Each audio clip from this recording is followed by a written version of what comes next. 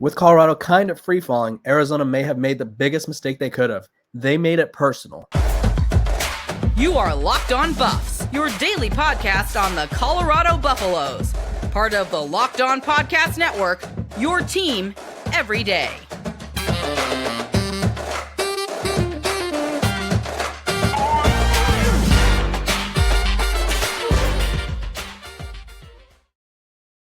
Welcome to Locked On Buffs. I am your host, Kevin Borber. Today's episode of Locked On Buffs is brought to you by Jace Medical.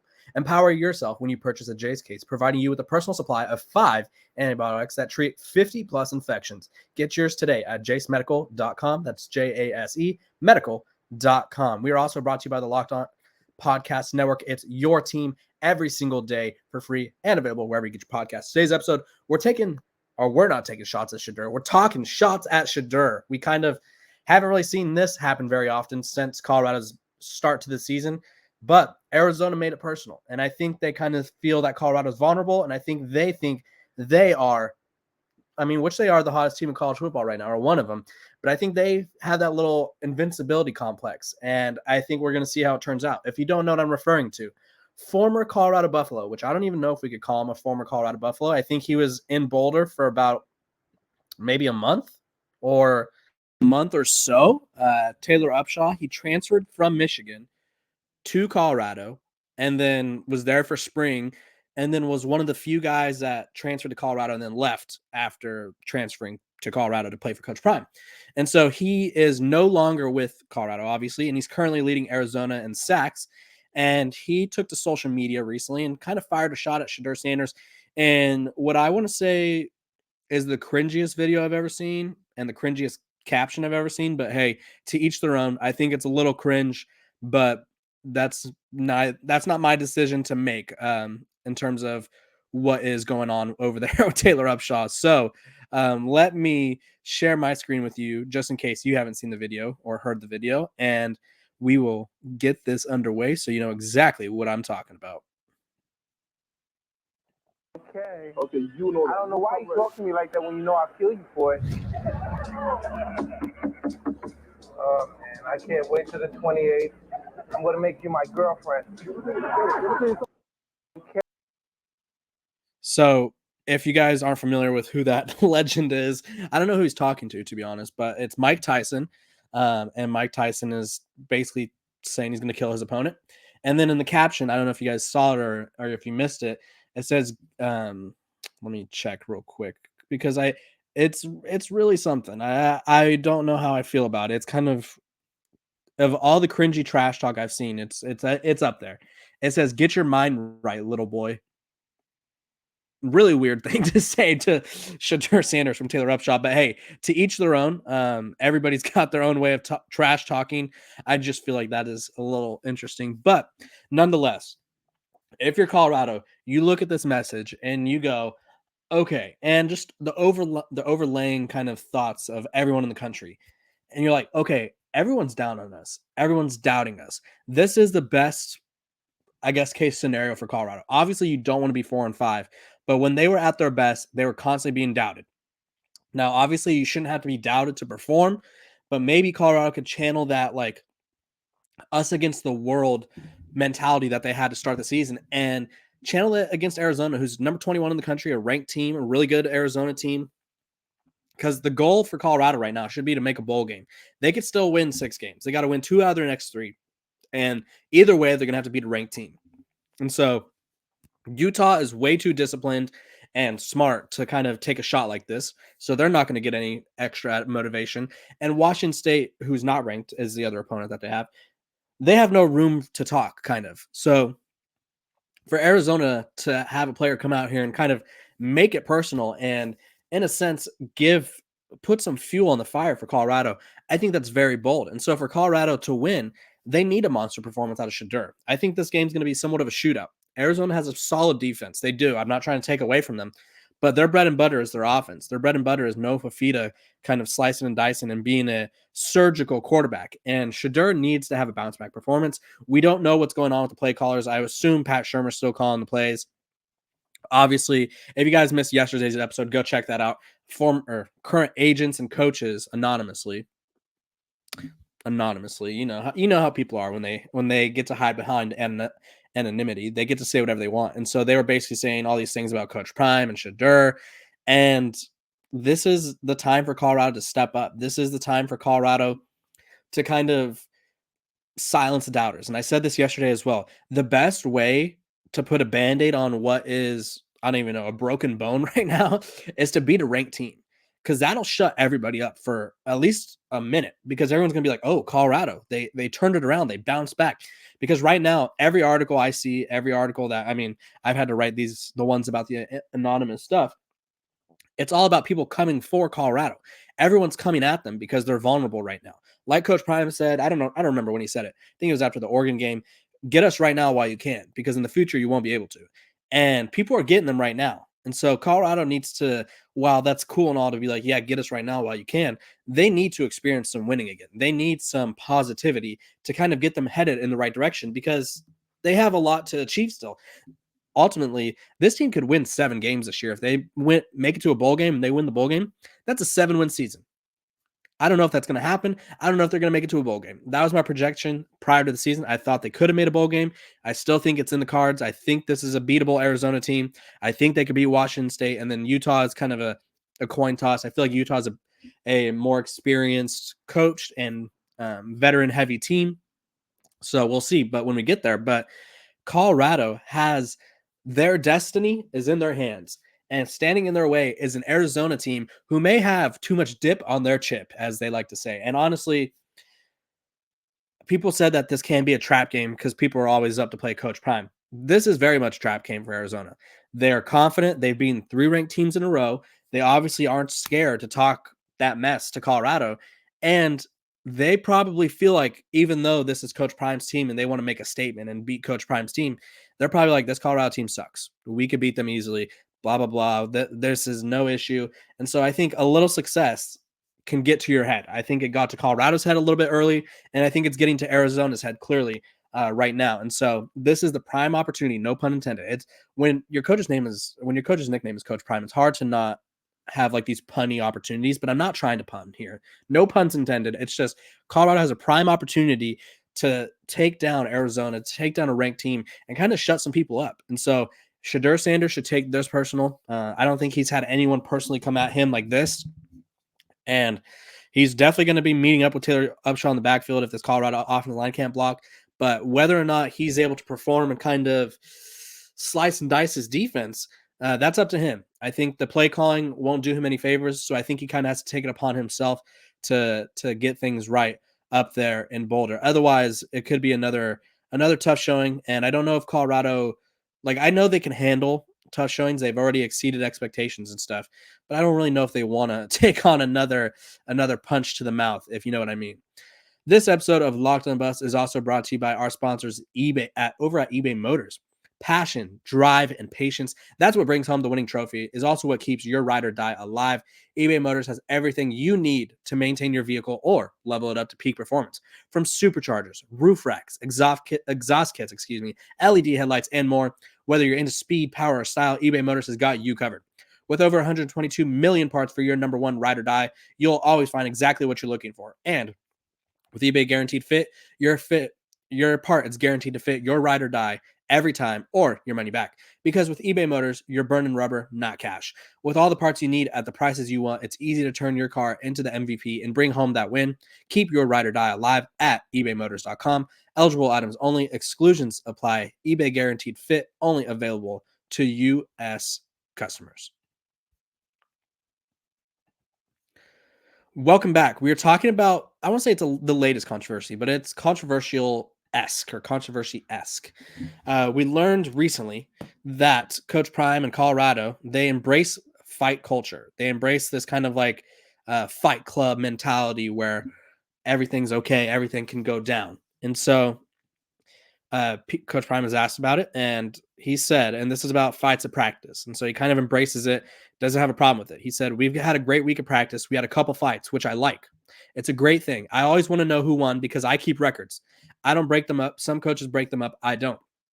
Some guys fight hoping for the breakup. No, we're just going to let you go. I love it. They've been getting after it. It's almost like a rededication, excuse me. It's almost like a refocus. I love where we are. We had a great practice this week, offense, defense, as well as special teams. And so people are like, why would you let that happen? Why are you letting your players fight? Is that the right culture you want? And I think that's the culture that Coach Prime, I don't think it's a culture of like, we want to have an undisciplined team. And I don't think fighting has like hurt Colorado outside of Travis Hunter. I think he's the only one that's consistently had these penalties where it's like unnecessary roughness. But Colorado does rank 126 in the country with penalties, with 84 on the year, for 662 penalty yards, which is only behind USC, UMass, Washington, and New Mexico. So they are heavily penalized. I don't, at the top of my head, I don't think a lot of them are like fighting things. It's like holding, offside, false start, illegal substitution. So I think from the discipline standpoint, it's an interesting strategy. I think it's more of a mentality thing. And I think it's kind of a like you're not going to fix all of your penalty issues in 1 week. And so I think Coach Prime knows that.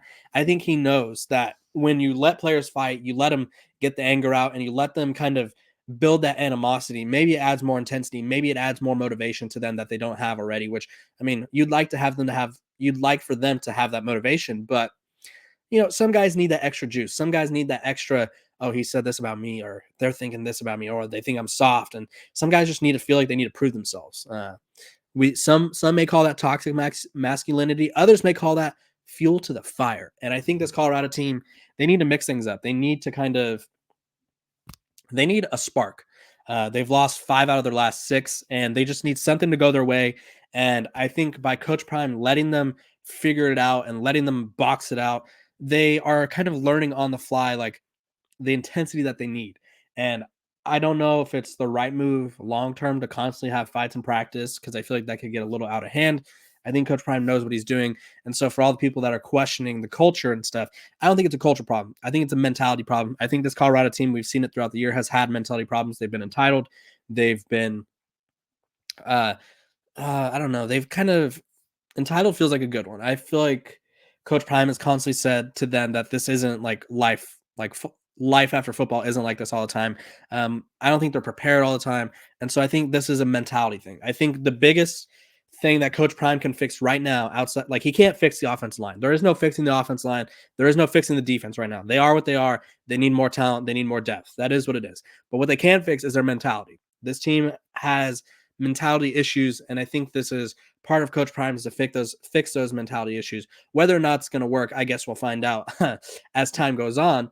But normally, you don't want your team fighting. You don't want your team getting into little skirmishes during practice, because it's like we don't need that. We don't need that. That's not helping us. But for Colorado, it could be helping them.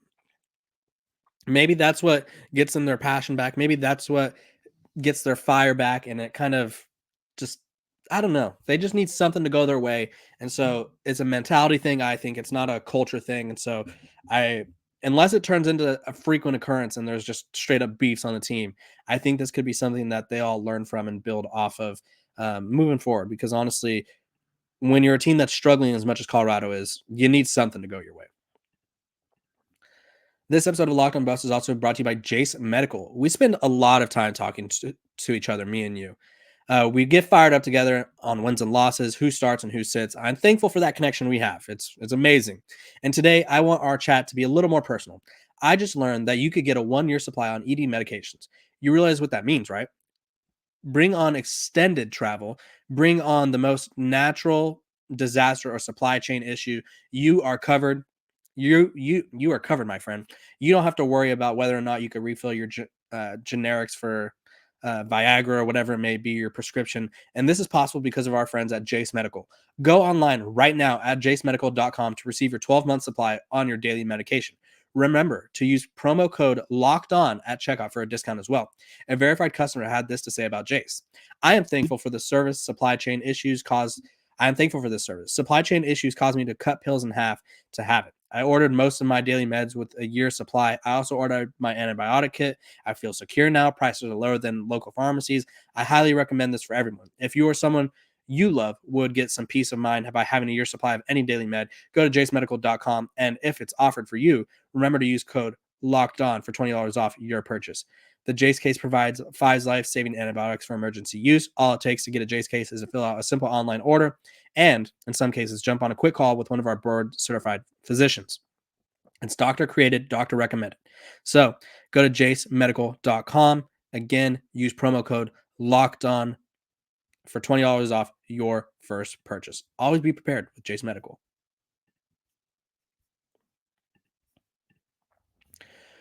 Welcome back. To conclude this episode, we're talking about a trap game.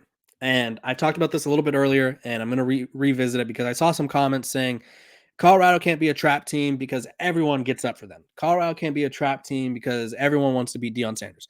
And to an extent, that is correct. Like, Colorado's not going to surprise anyone in the sense where it's like, oh my gosh, where did this come from? Like, we've seen Colorado at their peak light up defenses. We've seen Colorado at their peak make some forced turnovers. We've seen Colorado at their peak win games. And so there's no surprise here if like Colorado comes out, is slinging the rock, making big plays on defense, big hits. Maybe Trevor Woods comes up with an interception, or maybe Shiloh Sanders comes up with an interception, Travis Hunter, whoever it may be. We're not like that. I'm not saying that's not possible, but this is a trap game in the sense of you look at Arizona, what they've done recently and where they're going. Arizona has, like I said, they've won 3 straight games against ranked opponents. This is their last month and a half, if you will. Arizona, they beat Stanford 21-20. And it's like, okay, this Arizona team's, they're all right. Jalen DeLora goes down that game. I think it was with like an ankle injury or something. I was at that game. He limped off the field. I forgot what happened, but goes down with an injury, whatever. They play USC the next week at USC, take them to triple overtime, lose by 2. But it's like, okay, they're building in the right direction. And then following week, they go to Pullman in Washington to take on Washington State, number 19 at the time. And they beat them 44-6 and basically trigger what was a downslide for Washington State. Like, Washington State hasn't been the same since. Then they host Oregon State, number 11 in the country at the time, beat them 27-24. And then they host number 19 UCLA the following week and beat them by 17 points. So this team is trending all the way up. They're flying high. They're up in the clouds. They're on cloud 9. This is exciting for them. They were where Colorado was last year, 2 years ago. Arizona was the worst team in college football, and like Colorado was last year. And Jed Fish comes in, turns it around. They win a few games last year, and now they've made it to, well, they're going to make it to a bowl game. So Colorado comes in, and Arizona still has big matchups ahead of them. They have number 18 Utah next week, and they have Arizona State, their rival, to close out the season. And so they may be looking ahead. They may be thinking Pac-12, like every team does this. Every team, because there's 6 teams right now. Sorry, I had to count real quick. There are 6 teams right now in the Pac-12 that have a chance to win the Pac-12 title. If you're Arizona, you're ranked, you're feeling yourself. Maybe the girls are hitting you guys up now. You know, they're like, oh, Arizona's not a basketball school. Exciting. And all of a sudden, you're like, oh, we're in Pac-12 contention. They're in 4th in the Pac-12 right now. And you start looking around. You're like, okay, USC plays Oregon this week. If Oregon beats USC, they're out. Oregon State can, if they lose a game, they're out. If Utah loses a game, they're out. And it's like all of a sudden, it's us and Washington and Oregon vying for that top spot. And things get a little tricky for Oregon down the stretch because they have Oregon State, and that's a losable game. And so you just start looking around and you start feeling yourself, and you're like, oh, we could win this Pac-12. We could go from subpar last year to we could be the Pac-12 champions this year. And I think that's kind of a mindset that no matter what the coaches say, no matter what the coaches try to get these kids to focus on, in the back of their head, they are reading these messages where it's like, you guys could contend for the Pac-12 title, and that gets to them. And maybe they start looking ahead. Maybe they start kind of feeling themselves too much. And that's where Colorado comes in. They already made it personal. Arizona could be looking ahead. They could have this like false sense of security. And that's where Colorado strikes. They're 10-point favorites right now. And it's at Colorado. It's going to be a morning 11 a.m. game or a noon game for Colorado. On the Pac-12 network. Arizona is heavily favored by the ESPN Match Predictor, 70% chance of winning. And so Colorado has everything to prove, everything to gain. And Arizona kind of, I don't want to say they have nothing to gain or nothing to prove, but maybe they're sitting pretty. And this is why it's a trap. That's why it's a trap game. different stakes for both teams. Colorado wins, they have to win one more game to make a bowl game. Arizona wins, they stay in the mix. If they lose, obviously they're out of Pac-12 contention, which is a big thing, which could also mean they're pressing too much. So they may force a couple of throws. They may make a couple costly risk on defense. So it's going to be a great game tomorrow. This is Locked on Buffs. I'm Kevin Borba, as you can see right here. I will have a game recap probably Sunday. If not, I'll tweet it over on Locked on Buffs on Twitter, because I know you guys want to talk about the game right after. I appreciate you guys for tuning in to Locked on Buffs and making me your first listen every single day. Let's get to 4,000 subscribers. I appreciate you guys and hope you guys have a great Friday, and I will see you guys tomorrow. Let's go Buffs, huh?